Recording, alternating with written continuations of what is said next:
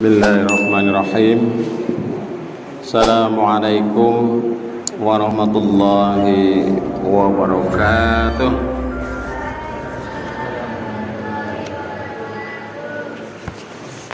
Alhamdulillah, nahmaduhu wa nasta'inuhu wa nastaghfiruh wa na'udzu billahi min shururi anfusina wa min sayyiati a'malina.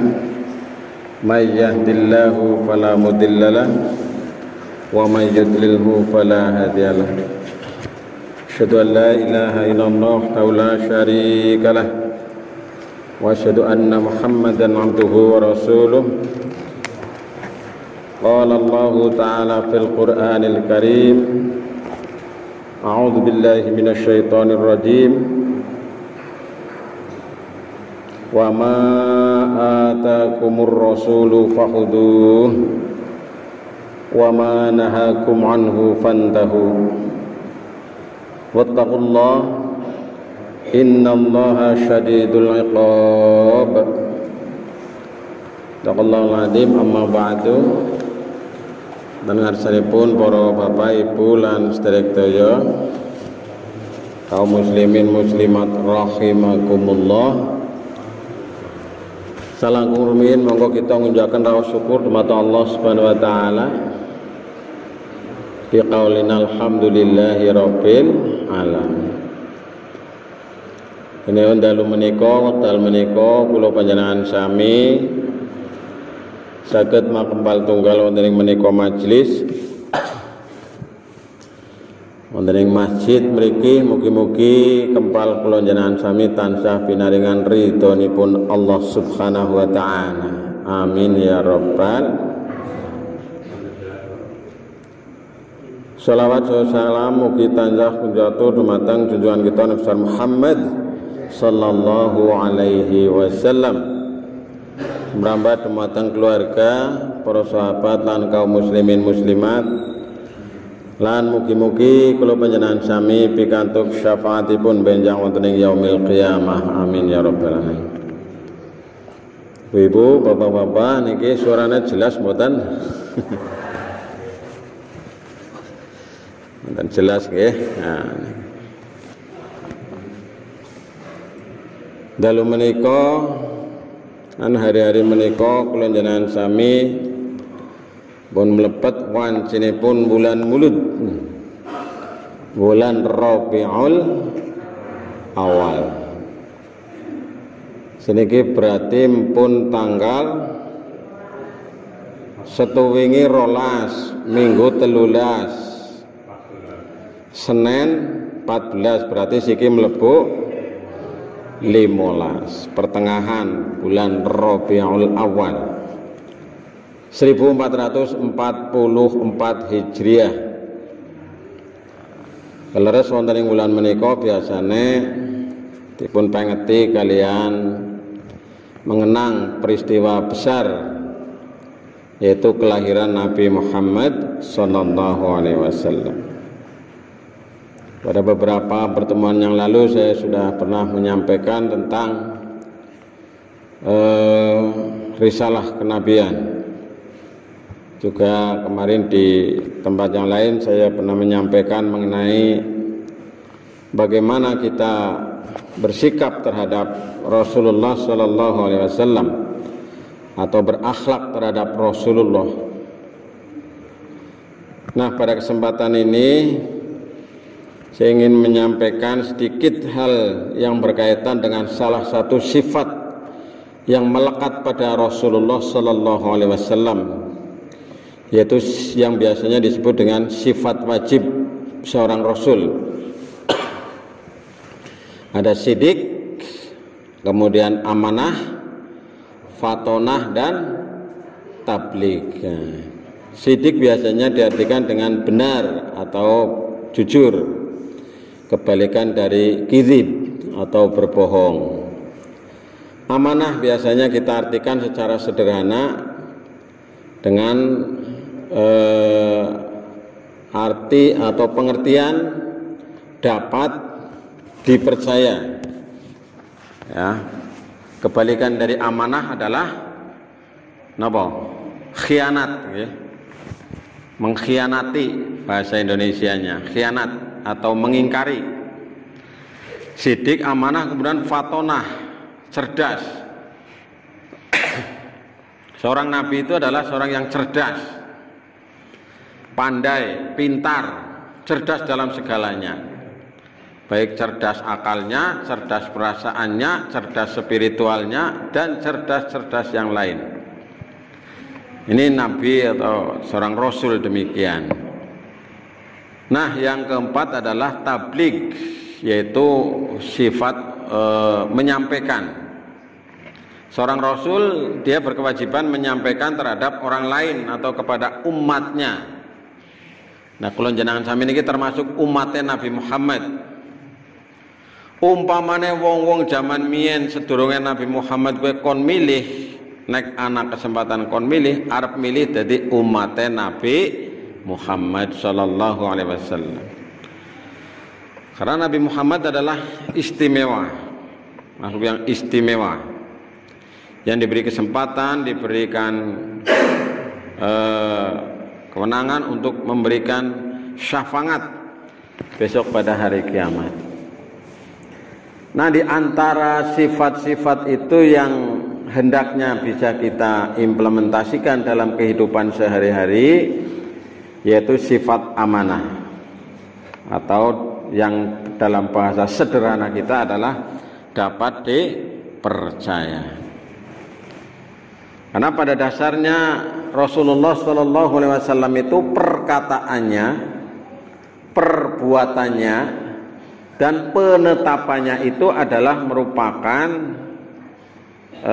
bentuk dari perintah dan larangan dari Allah Subhanahu wa taala.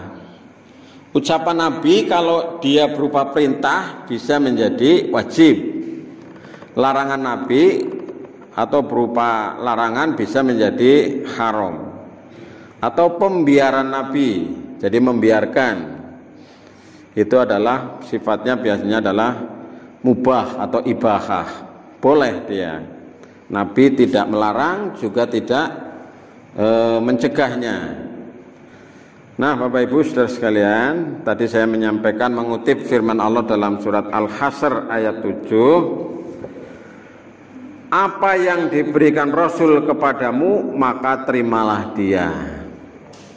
Jadi apa saja yang dari Rasul supaya kita ini menerima dan melaksanakan. Sebaliknya, wa ma nahakum anhu fantahu. Dan apa yang dilarangnya bagimu maka tinggalkanlah. Wattaqullah, dan bertakwalah kamu sekalian kepada Allah. Innallaha syadidul iqab. Sesungguhnya Allah sangat keras hukumannya. Nah, Bapak Ibu Saudara sekalian, ini salah satu di antara bagaimana kita menyikapi terhadap Rasulullah adalah kita mengikuti dan mentaati, meneladani Rasulullah Sallallahu Alaihi Wasallam. Karena ini adalah contoh yang sempurna, pribadi yang paripurna.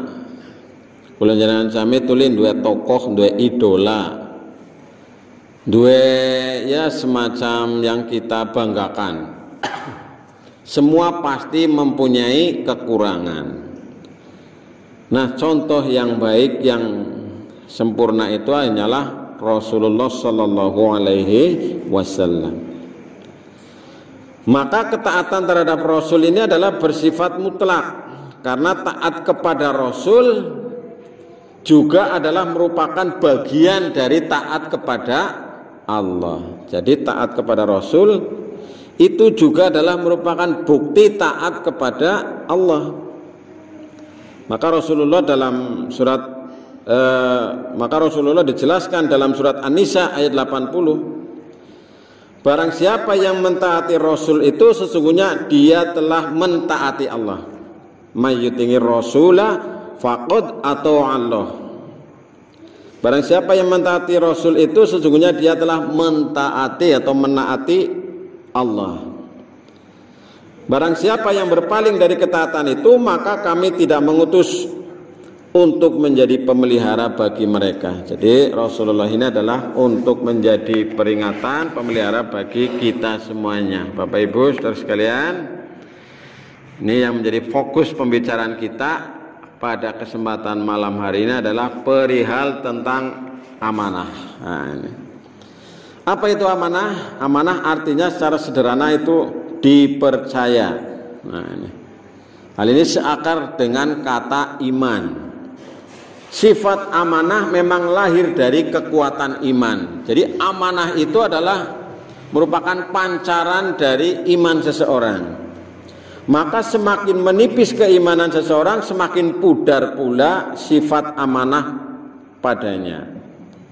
Jadi antara keduanya terdapat kaitan yang sangat erat. Maka Rasulullah SAW menyampaikan pesan, la imana liman la amanatalah. Tidak sempurna iman seseorang yang tidak amanah, dan tidak sempurna agama yang tidak menunaikan janji. Wala dina liman la ahdalah. Jadi agama yang sempurna seseorang itu dia senantiasa menepati janjinya, yaitu bisa memikul atau melaksanakan amanah. Nah, amanah dalam pengertian yang sempit adalah memelihara titipan dan mengembalikannya kepada pemiliknya dalam bentuk yang semula. Jadi amanah itu ya sederhananya ya titipan.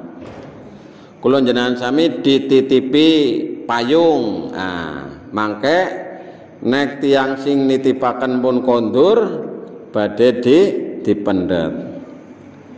Sedangkan dalam pengertian yang luas, amanah mencakup dalam banyak hal. Nah, misalnya menyimpan rahasia orang, menyimpan keburukan orang, menjaga kehormatan orang lain, menjaga dirinya sendiri. Ini amanah. Menunaikan tugas yang diberikan kepadanya dan yang sejenis dengan hal tersebut. Maka tugas yang dipikulkan Allah kepada umat manusia oleh Al-Quran disebut sebagai amanah, ya, yaitu amanah dalam bentuk beban taklif.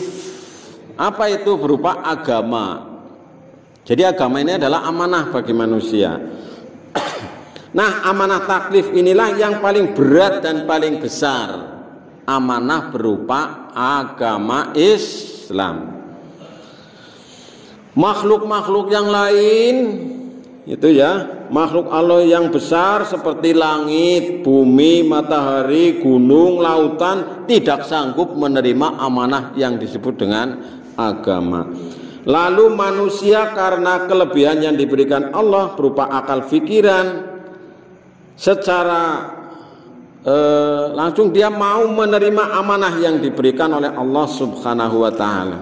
Maka ini disebut dalam Al-Quran surat Al-Ahzab ayat 72. Sesungguhnya kami telah mengemukakan amanah kepada langit, kepada langit, kepada bumi dan gunung-gunung, maka semuanya enggan, tidak mau.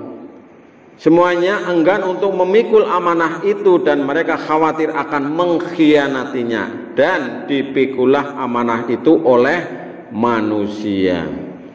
Sesungguhnya manusia itu amat zalim dan amat bodoh. Nah, ini disebut oleh Allah demikian itu. Innahu kana zaluman jahula. Jadi manusia itu menerima amanah ini karena memang yang lain tidak ada yang sanggup yang menjalankan agamanya. Maka ketika kemarin menjelaskan mengenai ya kita sama-sama punya mata dengan hewan, hewan punya mata, kita juga punya mata. Tapi kenapa beda ini? Karena kita ini adalah punya amanah yang harus dipertanggungjawabkan. Matanya hewan dia tidak dipertanggungjawabkan, tapi matanya, penglihatannya manusia dipertanggungjawabkan di hadapan Allah Subhanahu wa ta'ala. Nah, ini yang membedakan contohnya. Sedangkan hewan dengan binatang kita sebenarnya adalah ya tidak jauh-jauh amat berbeda. Punya telinga, punya mata, punya kaki, punya tangan, dan yang sejenis dengan itu. Hanya hewan itu tidak memiliki akal yang sempurna.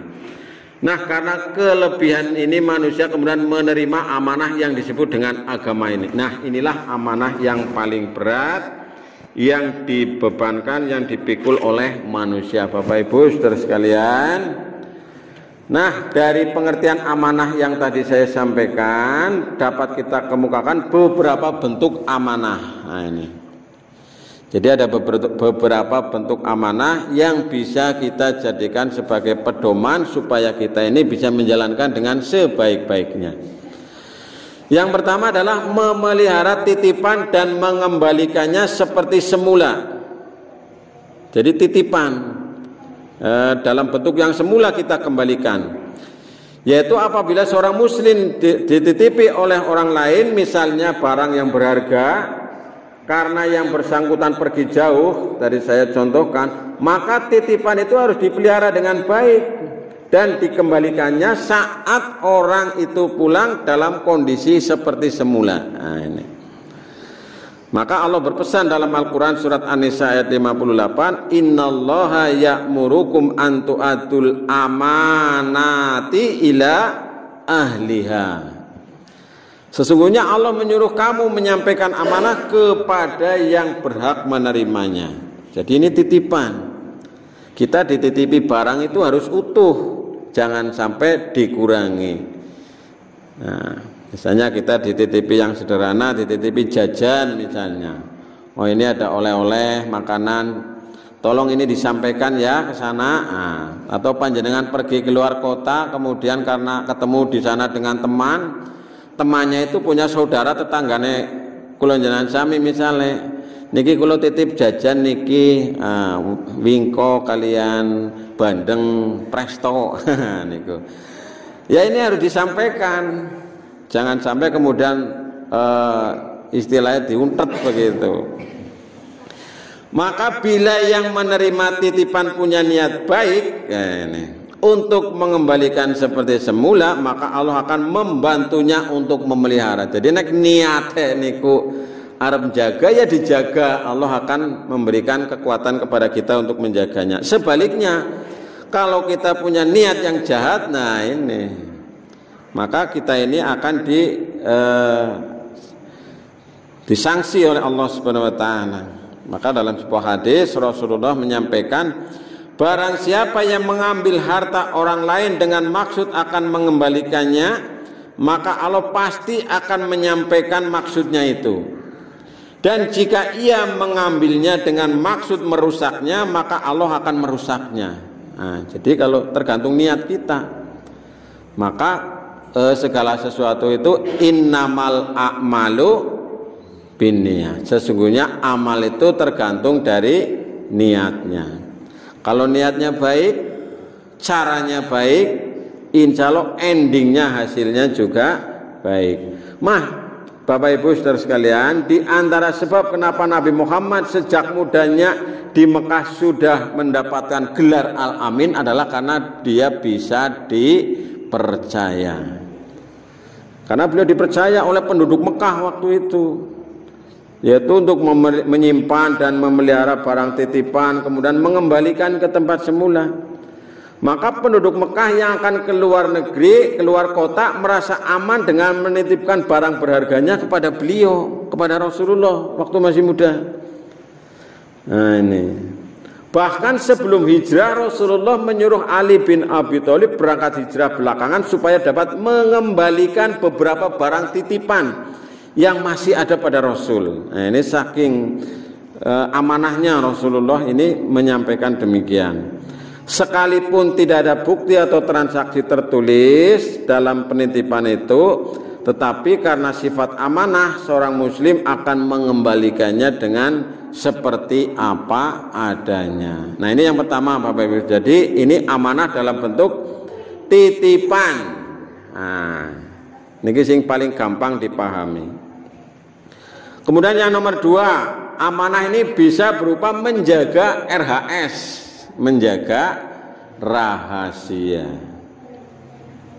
Jadi kadang-kadang kita dalam kehidupan sosial, dalam kehidupan bermasyarakat, dalam kehidupan keluarga, ada hal-hal yang tidak boleh diceritakan kepada orang lain karena itu adalah sifatnya rahasia. Yaitu apabila seorang dipercaya untuk menjaga rahasia berupa pribadi, keluarga, lebih-lebih rahasia negara, dia wajib menjaganya supaya tidak bocor kepada orang lain. Nah ini contohnya, misalnya apa? Rahasia ketika pasukan Islam bertempur dengan orang kafir. Nah ini kan dijaga rahasianya, di sini jumlahnya berapa, senjatanya apa saja, nanti lewat mana, kemudian strategi perangnya mau pakai yang bagaimana.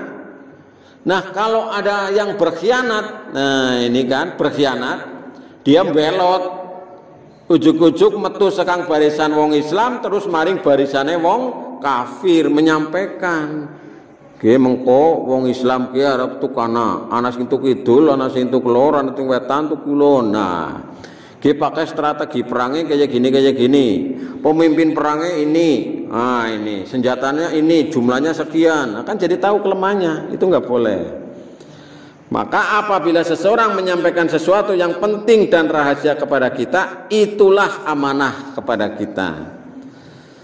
Maka Rasulullah berpesan dalam sebuah hadis riwayat Abu Daud, idza haddatsa rajulan bi haditsin summal tafata fahuwa amanah. Apabila seorang membicarakan sesuatu dengan orang lain sambil menoleh kiri dan kanan, nah itu karena sifatnya rahasia. Jadi hanya berdua yang membicarakan, maka itulah amanah yang harus dijaga. Bapak Ibu saudara sekalian, ini amanah, ini rahasia, menjaga rahasia.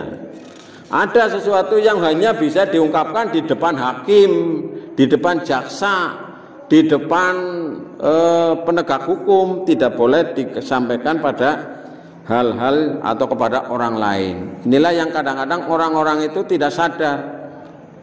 Misalnya nyun sewu, mohon maaf, ada suami istri kemudian membocorkan rahasia-rahasia keluarga kepada media massa, kepada wartawan, menyampaikan di YouTube, menyampaikan di Facebook, di media sosial. Oh wis bubar.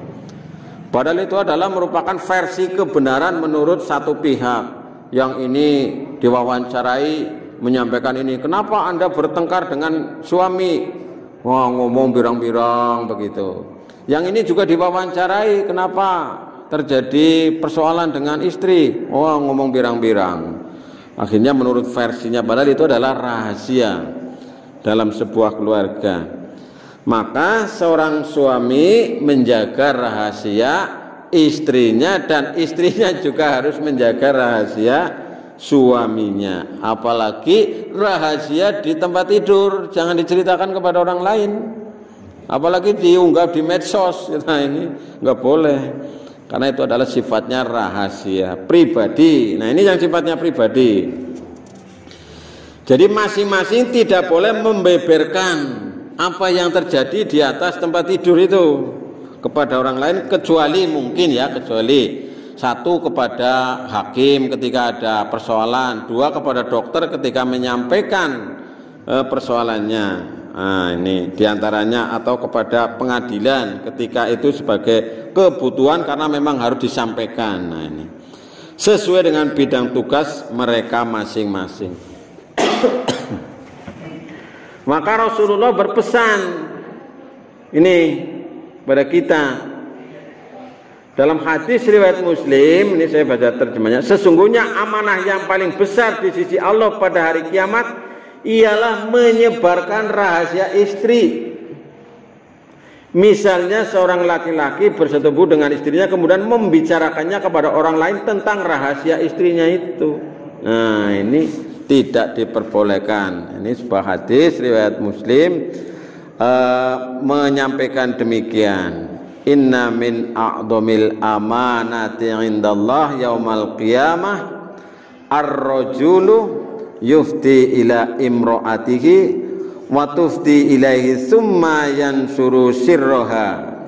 Jadi ini termasuk amanah niki nggih. Demut-demut niki, baik suami maupun istri. Jangan diceritakan, malah diceritakan nang aring pos ronda, nang aring pirang-pirang, malah nang Facebook, malah nang YouTube. Jadi sifatnya pribadi, privasi, rahasia jangan. Kecuali untuk pendidikan, untuk tarbiyah, itu pun dalam kaidah-kaidah umum. Begitu juga dokter. Ya, maka dokter itu harus menjaga rahasia pasiennya. Dokter itu tidak akan menceritakan kecuali mungkin di depan pengadilan karena kebutuhan pengadilan. Dia tidak boleh menceritakan rahasia pasiennya. Dokter yang membeberkan rahasia pasien kepada orang lain di samping melanggar amanah juga melanggar kode etik seorang dokter itu sendiri. Ini biasanya kan sudah dijanji. Maka para pasien biasanya kalau sampai ini rahasianya tersebar, dia nggak mau ke situ lagi. Nah ini. Nah demikian pula ketika ada pembicaraan yang sifatnya rahasia, tidak boleh dibocorkan kepada orang lain. Maka Rasulullah menyampaikan pesan, majelis pertemuan itu harus dengan amanah, kecuali 3 majelis. Ya, 1 di tempat pertumpahan darah yang dilarang, 2 di tempat perzinaan, dan 3 di tempat perampokan. Jadi ini majelis-majelis yang tidak amanah ya. Jadi menurut hadis ini, orang yang menyaksikan peristiwa pembunuhan, perampokan, perzinaan diperbolehkan untuk melaporkan kepada pihak berwajib untuk atau keperluan pengadilan dan kepentingan penegakan hukum. Nah ini khusus masalah perzinaan tidak boleh melaporkan kalau tidak ada 3 saksi lagi selain dia. Kalau tidak, maka ini bisa diperintahkan untuk diam kecuali atas dasar pengakuannya. Nah ini Bapak Ibu Saudara sekalian, penjelasan tentang amanah yang kedua, yaitu menjaga rahasia. Ya, dipilih-pilih kita mana yang sekiranya ini bisa diceritakan dan mana yang sekiranya tidak diceritakan, termasuk kepada kedua orang tuanya. Nah ini kepada mertuanya atau kepada bapak mertua, ibu mertua, atau kedua orang tuanya, tidak semua diceritakan. Kali disambi, monggo ibu-ibu, bapak-bapak niki nggih. Nah, saya lanjutkan. Yang ketiga, amanah dalam bentuk tidak menyalahgunakan jabatan. Nah niki sing mandan gawat niki nggih. Jadi jabatan itu adalah amanah. Jabatan itu amanah. Jabatan apa saja. Maka segala bentuk penyalahgunaan jabatan untuk kepentingan pribadinya, keluarga atau familinya itu sebenarnya merupakan perbuatan tercela. Nah, ini. Maka Rasulullah wanti-wanti berpesan, barang siapa yang kami angkat menjadi karyawan untuk mengerjakan sesuatu dan kami beri upah menurut semestinya, maka apa yang dia ambil lebih dari upah semestinya itu namanya korupsi, bahwa hulul. Nah, ini disebut sebagai perbuatan yang tidak semestinya. Jadi melebihi dari ketentuan yang sudah ditetapkan. Nah, ini banyak sekali ini kalau kayak gini ya. Sing kudune sebulan gajiane misalnya maksimal 10 juta, padahal dalam kenyataannya dia memiliki fasilitas yang tidak mungkin misalnya. Nah ini kita berusaha untuk hati-hati dalam hal ini. Maka Rasulullah Shallallahu Alaihi Wasallam tidak membenarkan tindakan seorang yang bernama Ibnu Lutbiyah mengambil hadiah yang didapatkan waktu sedang menjalankan tugas mengumpulkan zakat. Nah, Bapak Ibu saudara sekalian, nah bentuk lain dari menyalahgunakan jabatan adalah mengangkat orang yang tidak mampu. Mengangkat orang yang tidak mampu menduduki jabatan tertentu karena apa? Karena dia saudaranya, karena dia kerabatnya. Nah ini ternyata sekarang banyak terjadi ini kalau kayak gini.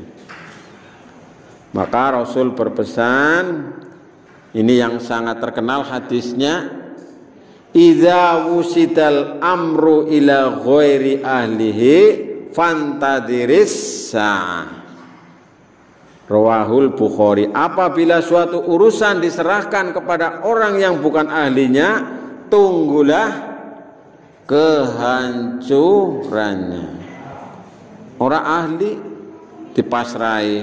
Nah, ini berarti dia tidak amanah. Mestinya suatu bidang itu kan sesuai dengan keahliannya.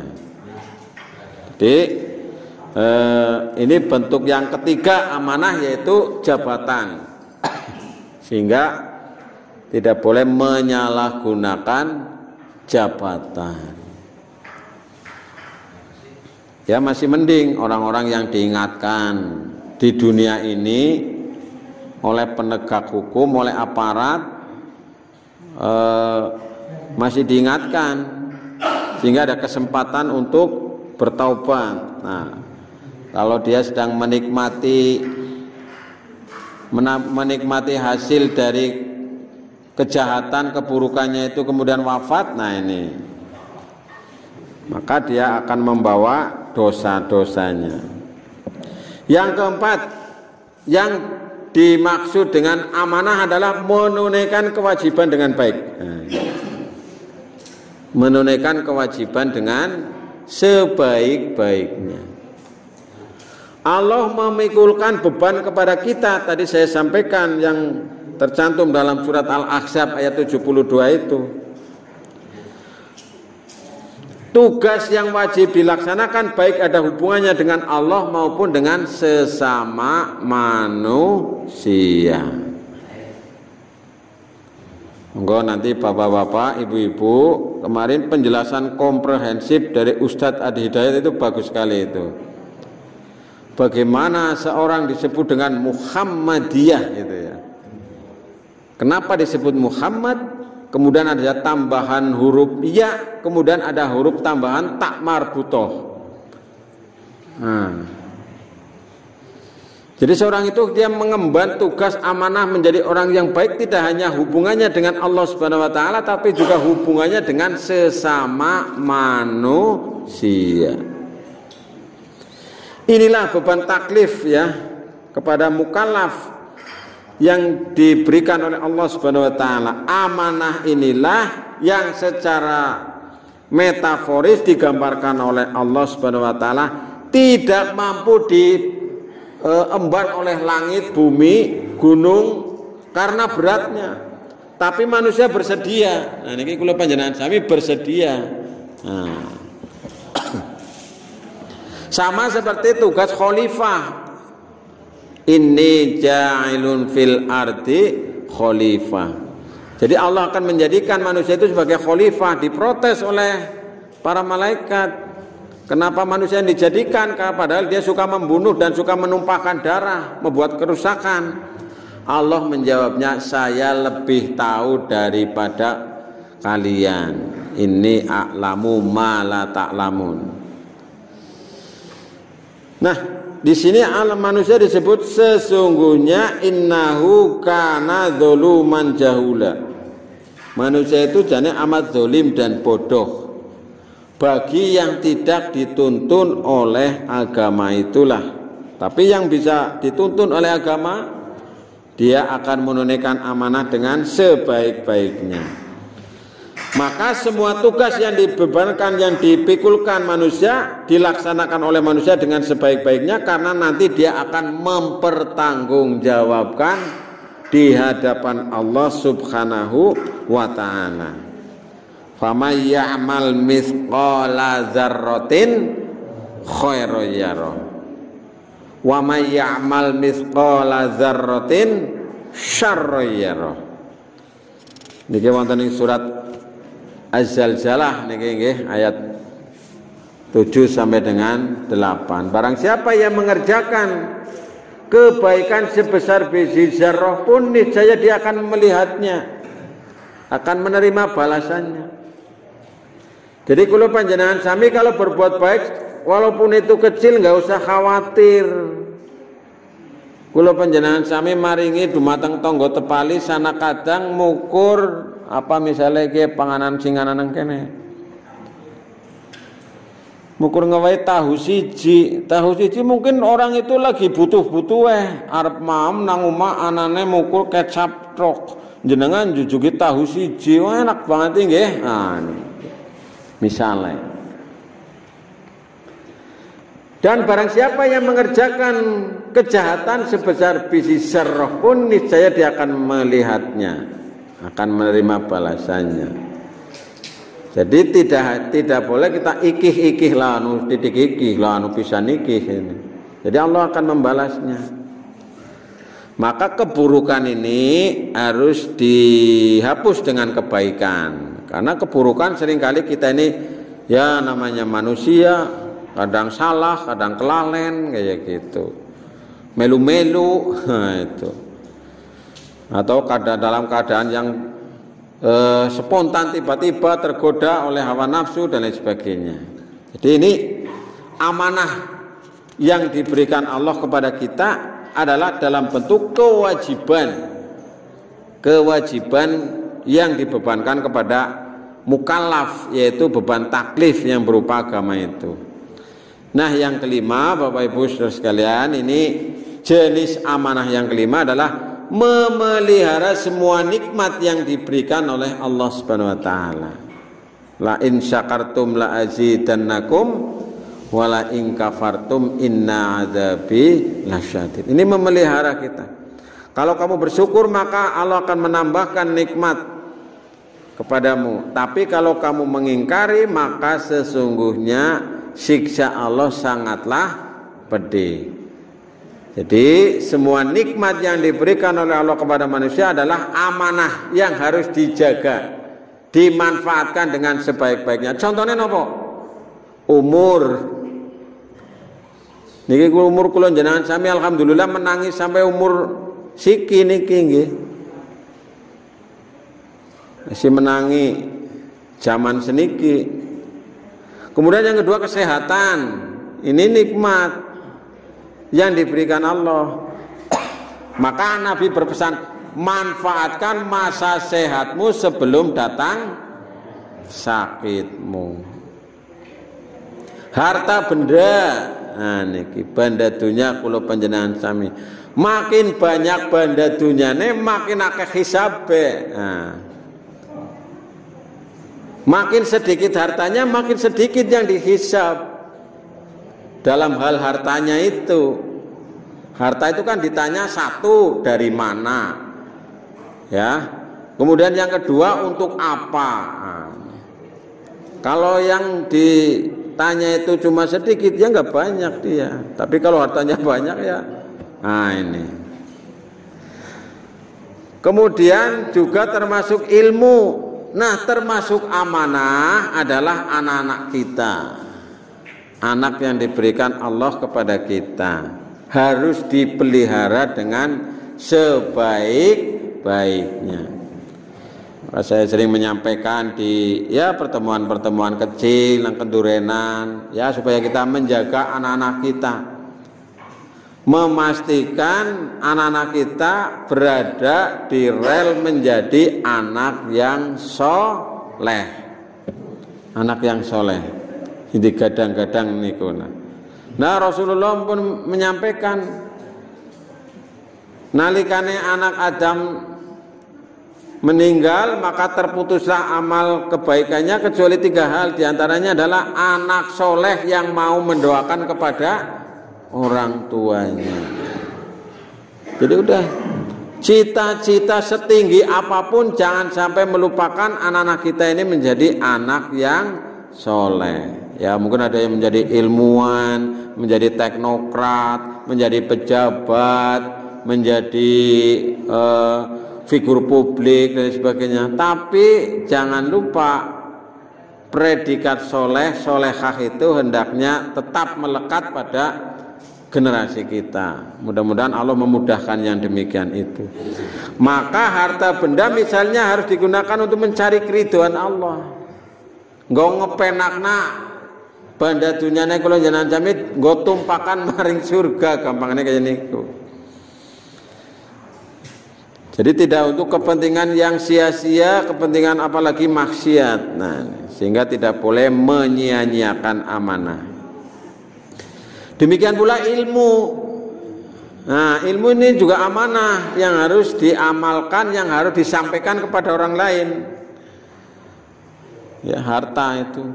Nanti pada hari kiamat itu dalam Al-Quran, orang yang punya harta dia tidak mau menafkahkan di jalan Allah, maka hartanya itu akan berubah menjadi setrika yang akan menyetrika dirinya. Orang itu akan disetrika bilijamin minar, dia akan disetrika dari neraka itu, dari api neraka. Termasuk orang yang memiliki ilmu yang tidak disampaikan padahal dia punya kesempatan menyampaikan, maka dia nanti akan dikendalikan dengan tali kekang dari neraka. Nah ini. Jadi makin tinggi ilmu, makin besar tanggung jawabnya. Maka kata Gus Bah, kepenak dadi wong bodoh, wis ora kakek tanggung jawab. Sing penting kepengen golek ilmu, gelem mangkat pengajian, gelem golek ilmu kayak niku. Karena tanggung jawab orang pandai juga dia luar biasa. Harus menyampaikan kepada orang lain. Bapak Ibu saudara sekalian, sebagai akhir dari yang saya sampaikan ini, kebalikan dari amanah tadi, yaitu apa? Khianat, sebuah sifat yang tercela. Nah, khianat ini adalah sifatnya orang munafik yang sangat dibenci oleh Allah Subhanahu wa taala. Apalagi kalau yang dikhianati adalah Allah dan Rasulnya. Oleh sebab itu Allah melarang orang-orang yang beriman mengkhianati Allah, mengkhianati Rasul dan amanah mereka sendiri.